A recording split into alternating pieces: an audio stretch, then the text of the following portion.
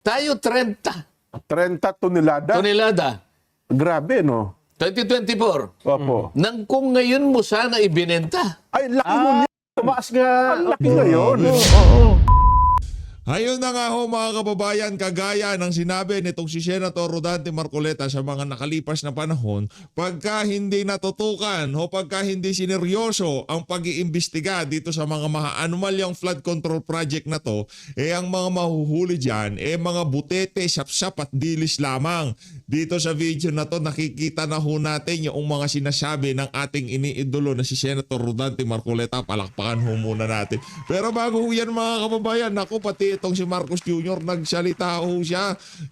Ngayong umaga, anak ng Petro Karapat, ang aga-aga nitong pagsasalita niya na to.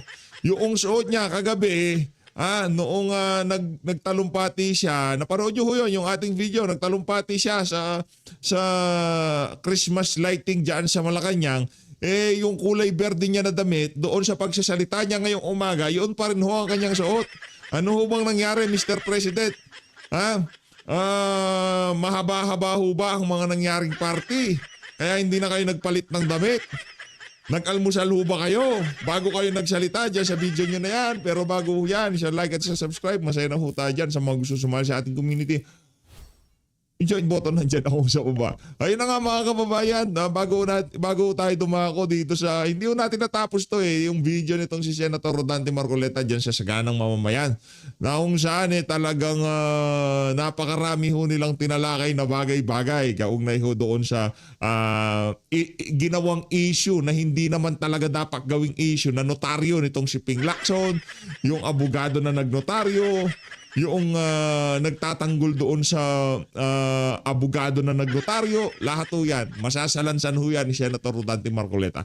Pero bago ho yan, gusto ho muna nating pasadahan ng mabilisan. Etong mga ika nga na mag-shot na naaresto sa flood control scandal na to. Ito mga kababayan, halimbawa na lang ho itong isa na to na kung saan hindi ho natin malaman kung sino tong mama na to. Ito pa, puro butete at sapsap. Kagaya ng sinabi ni Senator Rodante Marcoleta, yun na nga ho ang ating nakikita. Wala pa akong nakikitang congressman. Nakaisa na ho tayo, pangalawa to. Sino pa? Tingnan ho natin. Iba na naman to. Mga mukhang barangay tanod to mga to. Sino ba si Ruben na yan? Ruben Santos. Sino yan? Hindi namin kilala yan. Ruben Santos. Puro siya. Anong nanto? Sino to? Sino yan? Pati lolo dinamay nyo. Anak ng Petrong Karamata. Tablet natin, ang ipinakita natin. Sino to? Sino to si Dominic? Soriano. Hindi namin kilala yan. Anong ginagawa dito ng mga to? Sino? Anak na to ka. Eto na, Senator Marcoleta. Yung sinasabi mong puro butete at sapsap pa yan. Yung puro yung ano yan para masatisfy yung ating mga kababayan na ito na, meron nang nakulong, meron nang namagshot dito sa flood control scandal. Palakpakan natin yung mga bangag. Ganon ba? Ganon ho ba ang resultang gusto nyong makita sa mga kabalbala na to? Pambihira ho talaga tong si Marcos Jr. Eto, tuloy natin. Pambihira, oo. Sino pa? Pati itong si Lola, dinaman nyo. Ano ba yan? Hinahanap namin dito mga congressman at mga big time contractor. Anong ginagawa dito ni Juliet? Anong ginagawa dito ni Nanay Juliet?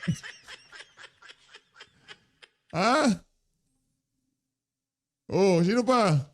Wala mga kababayan. Puro butete, sapsap, dilis, kagaya ng pagsasalarawan ni Senator Rodante Marcoleta. Pagka hindi natrabaho ng maayos to, pagka hindi sineryoso ang pagtalakay dito sa issue na to, ganito ho ang magiging resulta. Ngayon naman, panoorin ho natin ang pinaka-latest na speech o statement ng ating Pangulong Adik base dito kay Senator Amy Marcos. Di ba no? Sabi nitong si Senator Amy. Eto mga kababayan, ito pa ho yung suot niya kagabi, di ba? Ito yung shoot niya kagabi dun sa video natin na kung saan nagsindi sila ng mga Christmas light at mga parol dyan sa Malacanang, di ba? Yan din ang shoot niya. Ngayong umaga, ito pa rin ang suot niya. Hindi mo natin malaman. Nagparty ba kayo? Hindi mo na naisipang magpalit. Masyado ka na-excite dyan sa balita na yan. Nag-almusal ka ng maaga. Ano ba ginawa mo, sir? Anak ng toko, laki-laki ng budget mo dyan sa Malacanang. Damit mo na lang, di mo pa mapalitan. Baka inuuna mo pag-aalmusal bago magpalit ng damit. Nagsupilyo ka ba niyan? Ang tanong. Kasi kung di ka nagpalit ng damit, baka pati supilyo, di. Pambira. O eto, pakinggan nyo na lang mga kababayan para ika nga malaman natin kung ano namang kabalbalan sasabihin nitong Pangulo na to. Game! Magandang araw po sa inyo lahat. Oh, Muli po ako magre-report sa inyo. nakita ko pagmumukha mo, anak ng toko, gusto kong gumanda araw ko Magpa-hair follicle test ka, buti pa. Para gaganda talaga araw ko. O kaya mag-resign ka na, anak ng toko, napaka-incompetent mo. Pambira. Di ba? Pinirmahan mo budget, ngayon pinapaimbestigan mo mga anomalya. Nagpa-insert ka di umano base dito kay Salco ng 100 milyon at yun ang naging mitya sa pagkakatanggal ni Pangandaman nitong si Bersamin at nitong si Tregib Olivar. Ngayon ikaw ang bida. Nakananto ka, ibang klase. Matindi ho yung tama nyo ha. O ayaw nyo tama, mali, matindi ho yung mali nyo. Tungkol sa mga iba't ibang development doon sa mga flood control project na kaso at para malaman po ng ating minamahal na taong bayan kung ano na ang naging progreso. Ito na po sa mga individual na may warrant of arrest sa Sandigan Bayan kaugnay sa mga flood control anomalya ang nasa kustodya na ng ating mga otoridad. Isa naman sa kanila na inaresto ng NBI at 6 naman ay voluntaryong sumuko sa CIDG. Meron din 2 akusado po na nagpahayag na ng intensyon na sumuko at susundin na ang PNP CIDG. Yung isa pong nahuli ng NBI natagpuan doon hindi sa kanyang sariling tirahan. Kaya't mananagot din yung mga nagtatago sa kanila. Nako! At kaya't sinasabi natin yung mga may balak na tulungan itong mga ito ay ang pinakamalaking tulong na ibigay ninyo sa kanila ay mag-surrender na sila. At para Ako, ang malaking tulong na maibibigay ko sa'yo, hikayatin kang magpa-hair follicle test. Yun lang. Pagka hindi mo ginawa yan, hindi kita matutulungan kasi habang hindi mo ginagawa yan, yung agam-agam sa kaisipan ng ating mga kababayan na ikaw ay isang banga, patuloy na ika nga nasa paikot-ikot sa utak ng ating mga kababayan kung nasa tama ka nga bang kaisipan. Diba? Magpa-hair follicle test ka na, Brad. kasagot na sila dito sa mga aligasyon na hinaharap nila. Wala pong mga special treatment itong mga ito. Paano mga special treatment? Anak ng tokwa, puro butete at sap-sap. Nakita nyo dun sa... Mamaya, papakita ko ulit sa inyo. Wala daw special treatment. Anak ng tokwa. Hindi naman sa hindi ko natin kilala yung mga yun. Yung iba mga mukhang tricycle driver, yung iba naman nagbebenta sa Wala problema sa tricycle driver. I mean, yung mga mukhang pinulot lang kung saan-saan tapos minagshot. Yun ang dating. Pili sila sa kustodya ng NBI habang inaantay ang utos ng korte. Muli, sa 3 warrant at 16 na pangalan, 7 na ang hawak ng ating otoridad. 2 susuko na. 7 ang mananatiling at large at kasama na dyan si Saldico. Sa lahat ng natitirang akusado, ang aking payo sa inyo ay sumuko na kayo. Huwag nyo nang antayin na habul-habulin pa kayo. Mas maganda para sa sitwasyon ninyo na sumuko na kayo. Para Kayo sir, wala pa ho ba kayong balak sumuko?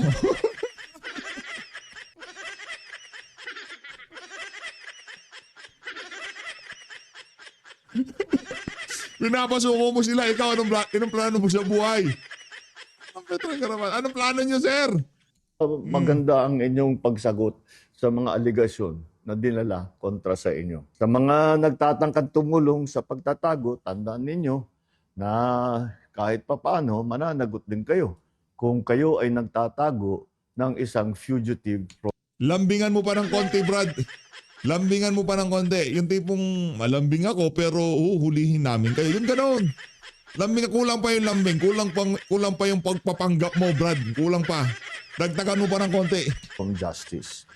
Tuloy-tuloy po ito Hindi kami titigil. Wag, huwag Hindi kayo kami titigil. hihinto. Yeah, huwag kayo Maraming hinto. salamat po.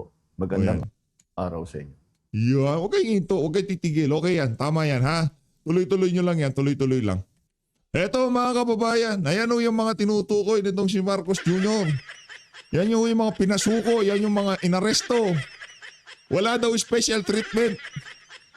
Walang special treatment. Eto, anak lang to. My God, na hindi naman ho sa pag-ano, hindi ko kayo kakilala, nasa publiko na ho itong mga larawan na to, hindi naman ho to privado. Pero kung kayo anak ni Boying Remulla, malamang sa malamang nakablur yung mukha nyo. Pero dahil nga kayo hindi kaalyado o kung ano pa man, yung mugshot nyo hindi pwedeng i-blur. Dapat yung anak kayo ng Justice Secretary at marijuana ang kaso nyo, okay?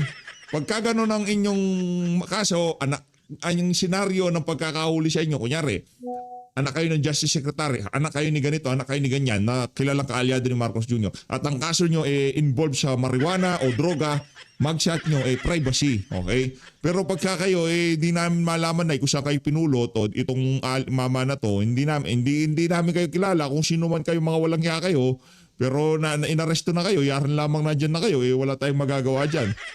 Malamang sa malamang sinausaw nyo ang inyong daliri sa ika nga o nagtampisaw kayo sa mga pera nitong flood. Pero hindi kayo kilala. Kayo, kung merong manghuhulihin, kayo dapat ang pinakahuli. Okay, kayo yung pinakahuli. Kasi kumanta na yung isa sa kausap ng mastermind na kung saan, di umano, Panganda, Marcos Jr. inutusan si Pangandaman. Siyempre, lang naman si Marcos Jr. tatawag kay Saldi. Saldi, insert kang 100 million. Hindi pwede. Si Finance Secretary yan. DBM Secretary yan. Pangandaman, 100 billion. Anak lang to ako, habang nagsasalita kaya si Marcos Jr. Sa bagay, adik nga daw di umano, sabi nitong si Senator Amy. Ganyan yung mga adik daw di umano kasi kahit anong konsensya, wala akong mararamdaman yung mga yan. Yan wala daw special treatment. Lagay ko lang dito si nanay para makita ho ng ating mga kababayan kung anong klaseng kabalbalan ang ginagawa nila dito sa ano na to. Akala ko siguro nila pagka may nakita tayo na mugshot na ganyan, masaya na tayo. Yung tipong gusto ko nilang bilhin, yung yung satisfaction ng ating mga kababayan dito sa mga butete at sapsap na tinutukoy nito si Senator Rodante Marcoleta. Rekta ko tayo dito kay Sen. Yan, nasa tuloy natin ang ating talakay, kung dito sa Tuloy natin, yung tuloy ito. natin. At saka isa pa sa mga gusto ko itanong kay Sen, kasi parang ipinagtatanggol din Sen no executive judge ng Manila RTC, itong si attorney na nagdotaryo doon sa ni Gutesa, na para bagang siya mismo sa kanya daw pag-iimbestiga at pagsusuri, talagang ang peke daw niya yung pirma ni attorney Espera. Peki talaga sapagkat tinayaan ng abogada na yon na ang magnotaryo sa kanya ay isa sa kanya mga staff. Opo. Ganon naman ang kalakaran ngayon Kagaya ng na-establish natin, nung ipinakita natin ng maraming magkakaiba na pirma. Hindi lamang isa, hindi dalawa, hindi tatlo, baka hanggang 5 pa yan o higit pa. Opo. Ang ginagamit niyang mga tauhan para pumirma para sa kanya. Dahil malaki ang kitar yan Opo. Ang isang dokumento lang na panunotaryo mo, lalong-lalo na kung halimbawa, deed of sale yan. Ayan. May Opo. halaga yan Depende sa presyo ng bentahan. Opo. Ngayon, hindi naman siya po pwedeng pumunta sa isang sa 4 hanggang 5 lugar na nandun siya. Di ba? Opo. So kahit na nandun siya sa komportabling opisina siya, may nagnunotaryo para sa kanya. Ganyan naman yan Opo.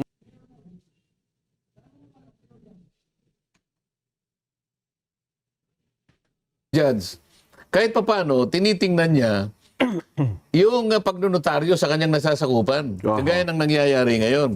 Akalain mong ipihit nila, ibaling nila yung issue doon sa pirma. Samantalang hindi naman yun ang crucial na punto rito. Tama Alam kayo. din ng judge na yun Opo. na talagang maraming pumipirma sa ngalan or in behalf ng abogado o abogada. Yes po.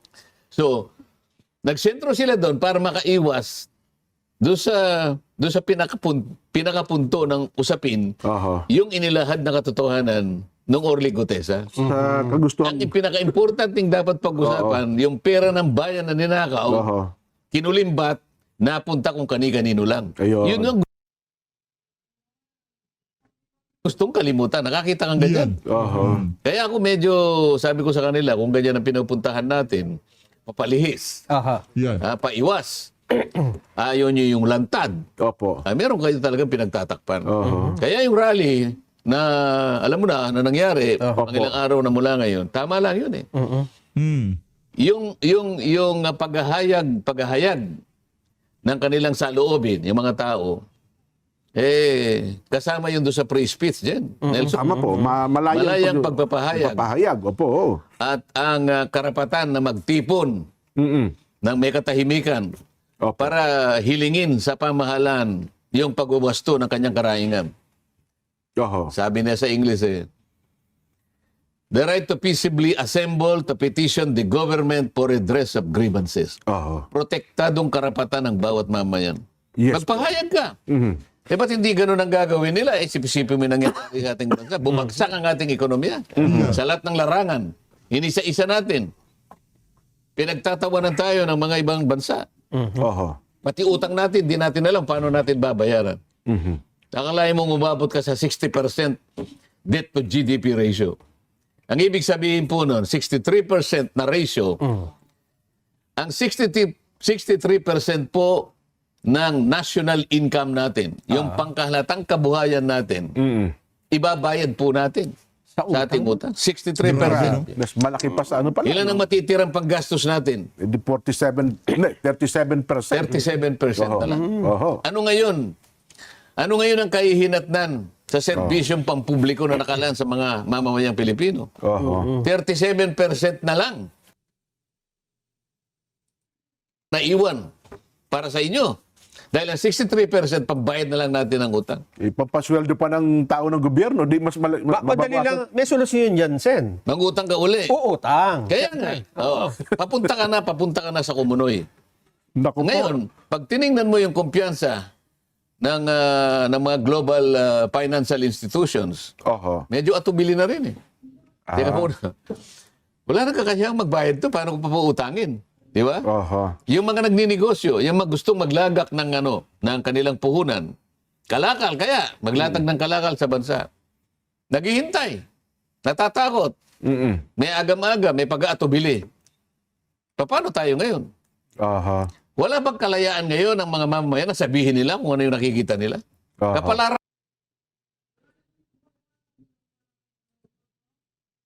dito eh. Itong buhay nila eh. Hmm. Kasalanan ba yun? Sasabihin mo ngayon.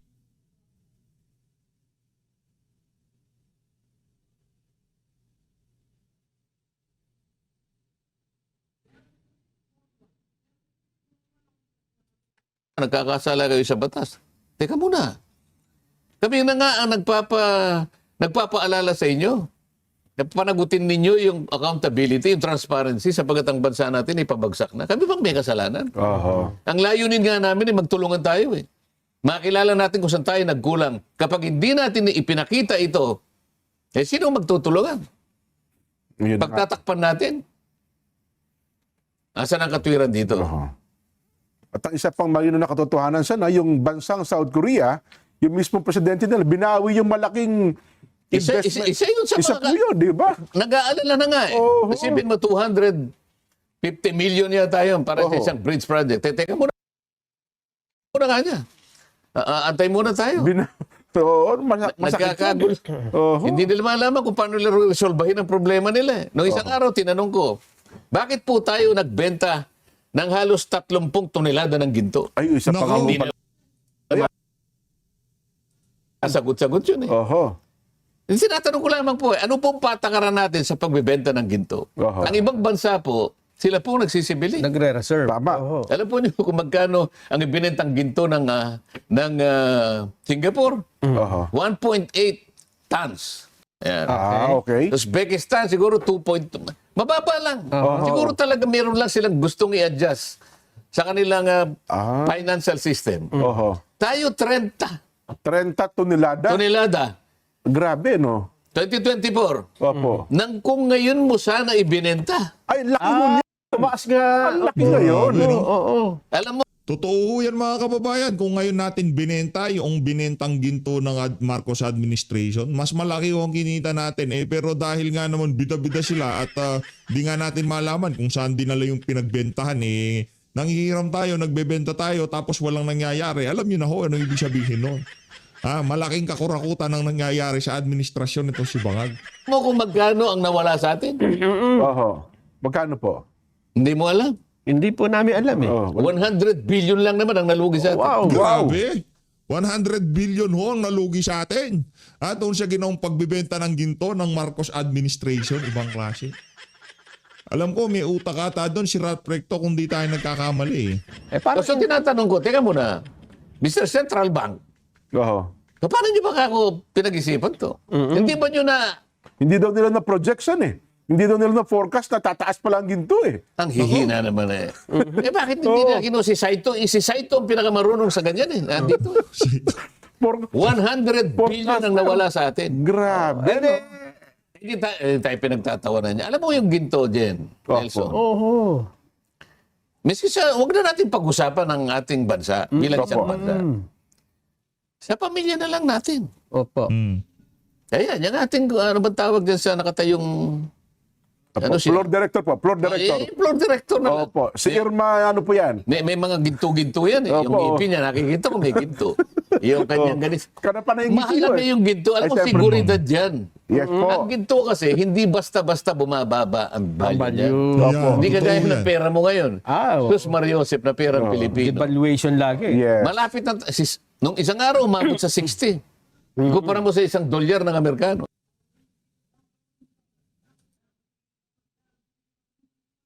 Oho.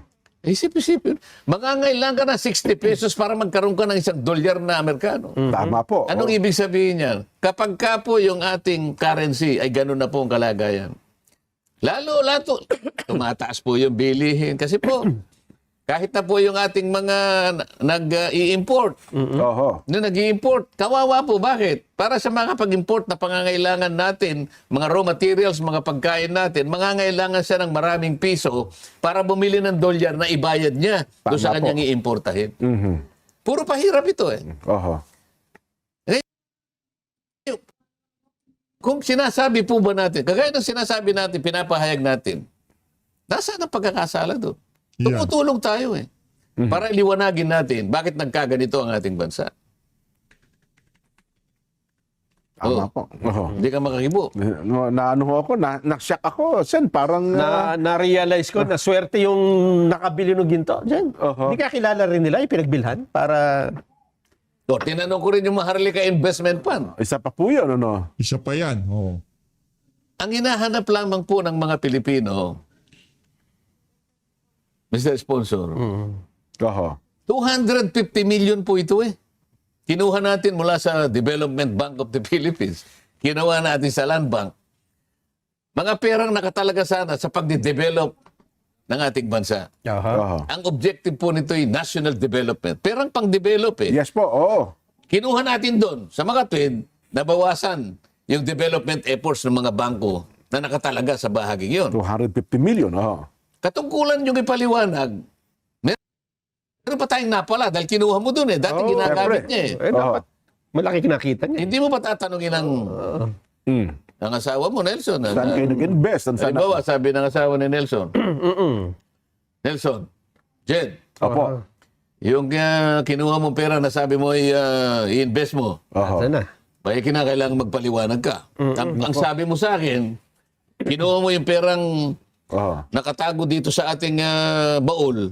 Oho. Dahil sabi mo, i-invest natin para kumita tayo ng mas konti, kahit konti lang, Dagdag makadadagdag sa ating pangangailangan. Yes po naman. 2 taon nang nakararaan, Nelson, baka akala mo ba nakakalimutan ko yung ginawa mo sa akin? Oho. Aba, hindi naman. O itatanong ko saan mo dinala at saka magkano ang kinita? Ibinaon ko po sa lupa. Ibinaon ko po sa lupa. Dahil batid kong kayo'y sumasaka sa mga hindi yun naman sakahan. Para pagdating nyo, bubungkalin ko. Walang tubo. Ano to po? Ito nga eh. Wala bang karapatan ng mamamayan? Natanungin tayo. Dahil kinuha ninyo eh. Karapatan ho ng Oo, mamamayan. ni-report nila. At nag-invest po kami rito, dito. 3 investment lang eh. Opo. Oo. Ano pong napala natin? Wala eh. Wala po ba? Wala silang maikwento sa akin. Sabi ko, ako po, ginagamit ko ang aking Teka Sen, opisina. para maging clear, sino yung tinatanong nyo rito? Baka naman kung sino lang. Yung sponsors, Nando kami sa plenary debate Opo. ng ng Bangko Sentral DBCC. ito eh. Nakarap lahat ang economic cluster Nandun doon. sila. So, pwede Yes, nilang po. sagutin. Nandun ang DBM, nandun ang Department of Finance, nandun yung Central Bank, nandun yung DepDep. Ano yun? Development, basta yun. Oo. Sa inyo yung Balisakan. lahat ng mga Economic importanteng manager. mga Yes. tao na may kinalaman Oho. sa pagpapayabong ng kinabukasan pambansa ng ating kabuhayan. Opo. Pero sumasagot sila, hirap na hirap. Senador Sherwin Gatchalian eh. Eh kasi sa rules namin, Siya ang ang sasagot sponsor, talaga yung sponsor. Yes po. Oo. Oo. Siyempre, bulong ng bulong. Sabi ko sa kanila. Para i-suspend nga eh. Oo. Di ba? Opo. Oo. Sinabi ko, Sinabi ko na para makatulong, ibaba natin ang presyo ng kuryente, alisin natin ang 12% VAT. Nakarap silang lahat doon eh. Open naman ang debate riyan eh. Okay. Inaakala ninyo na baka sakaling mawalan tayo ng taxes dahil tatanggalin mo na naman yung 12% Siyempre, VAT. mababawasan eh. Hindi nyo man lang inisip na pag binaba natin ang presyo ng kuryente, ang daming giginhawang mga negosyante. Oh. Ibig sabihin yan, maaari silang ma-encourage, maingganyo na magtayo ng maraming negosyo. Opo. Yes. Pati ngayon, yung mga mamumuhunan sa ibang bansa, magaganyak din silang pumunta rito. Bumaba ng konti, nawala yung VAT. Opo. Di ba? Opo. Oo. Kapag kinuwenta mo lahat, nakagawa na ba kayo ng projection na kunwari bumaba ng ganitong porsyento ang taxes? Opo, yung koleksyon ng buwis. Kasi Opo. inalis mo yung VAT eh. Oho. Sa pangkalahatan, bumaba yung tax. Aha. Ito po. Nakwento nyo ba kung ano yung magiging positibong epekto? Wala. Oho. Wala. Natatakot kayo kagad. Sabi ko, pwede naman. Ito ka ako, Secretary Recto na aking kaibigan. Aha. Ito ka ako ang isang pagpapatunay na inaral ko po, ito 20 taon na pinag-uusapan natin dito. Opo. Pagka pala bumaba ang tax, Opo. meron siyang direct correlation sa pagtaas ng gross value added ng manufacturing. Ibig sabihin, meron siyang direct correlation eh. Aha. Pag bumaba ang tax, tumataas ang production. Yan. O, tama ho naman. Opo. Hindi lamang yun, sabi ko, meron pang kaakibat na indicator yan, pati export tumataas. Oho. Hindi nyo ba naisip, pagka nangyari yan, baka mas malaki ang kikitain natin. Kasi nga lalaki yung manufacturing. Isipin mo, lumaki yung manufacturing. Maraming negosyo, maraming patrabaho, maraming Yes. employment. Kikita yung tao, yung kanilang kakayahang bumili. May pera sila. Maraming magbebenta, maraming taxes. Tapos binigay ko yung papel. Opo.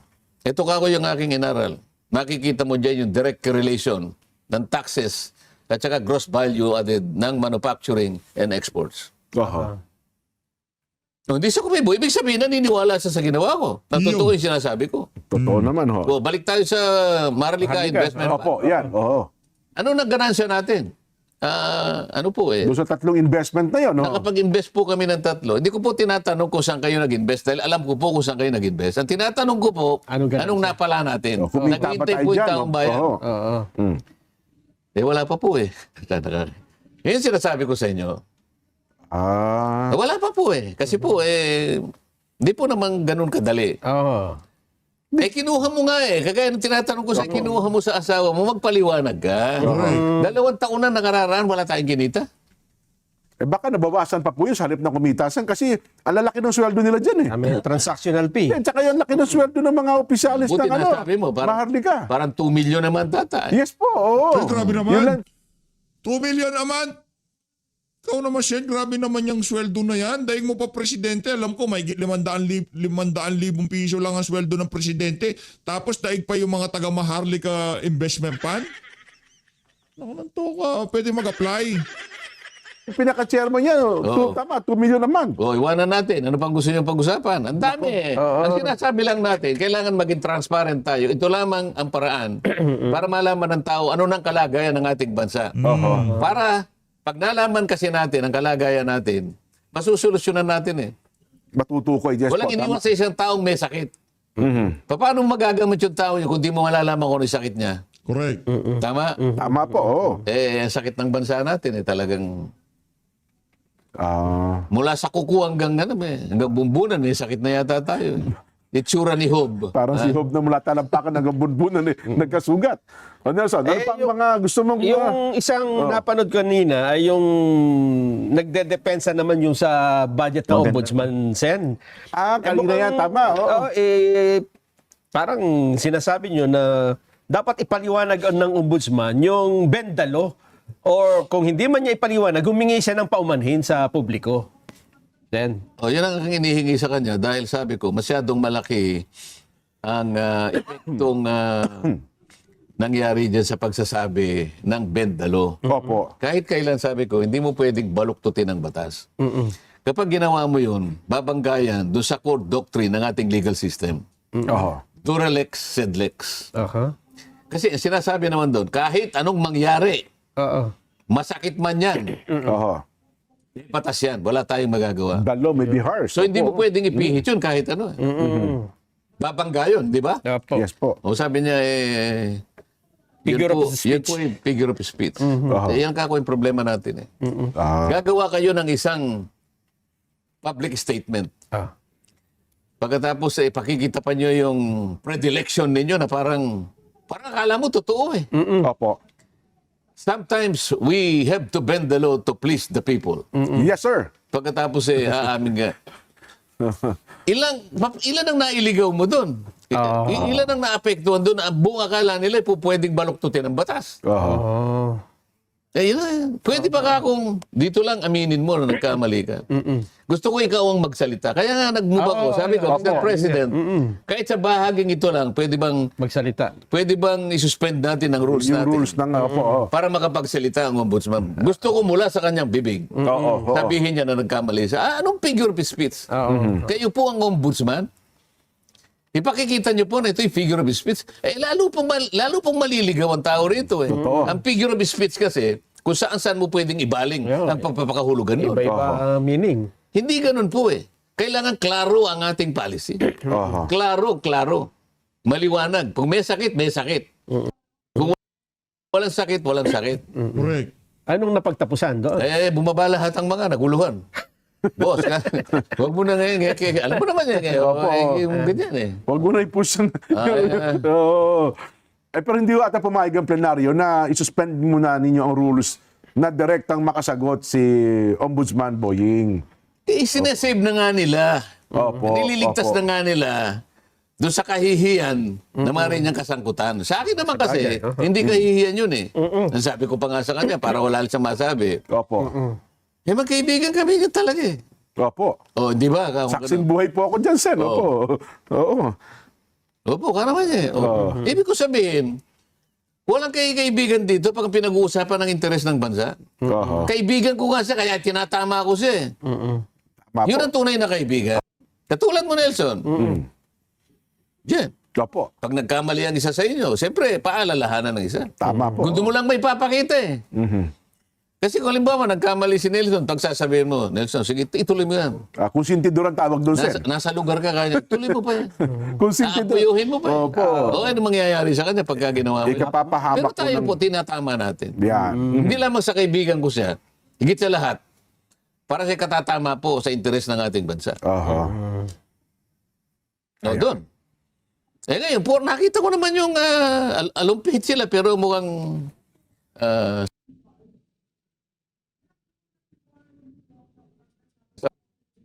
magitan ng mga pamamuluktot ng pananalita na ipakita nila pa. Kami naman po pumapayag naman po sa inyong gustong naging naging bulaklak lang po ng dila naman po yan. So makikita mo doon na parang meron na rin namang meron na rin remorse siguro. So wag mo nang ipilit naman. Tama po naman. Naihayag ko na yung gusto kong mangyari. Bilang isang maginoo nga naman, Sen, tama din naman yun. Sa inyo ko natutunan nyo, kapag ang isang tao nakita mo lugmok na, huwag mo na tapakan pa. Correct. Nakita mo na lugmok di ba, Sen? Itikin mo na lang. Alalayan mo na bumakot. Maikli lang. Oo, Yung sige, naman sige. sa part ng DOJ, ano naman ang napag-usapan niyo? Hindi kasi Department of Justice. Opo. Ayun na nga mga kababayan, dito na una tatapusin ang napakalupit na video na yan, itong si Senator Rodante Marcoleta. Meron pa akong susunod dyan. As always, maraming salamat po sa pag-support sa PH Update. Grabe, pagka talaga itong si Senator Rodante Marcoleta ang sumalansan sa mga issue, sigurado talagang higa nga mapaginto dito sa issue ng flood control. Kahit anong issue ang ibato nyo dyan, talagang masasalansan niya na maigi yan. Malino natin, Pilipinas. Maraming salamat mga kababayan.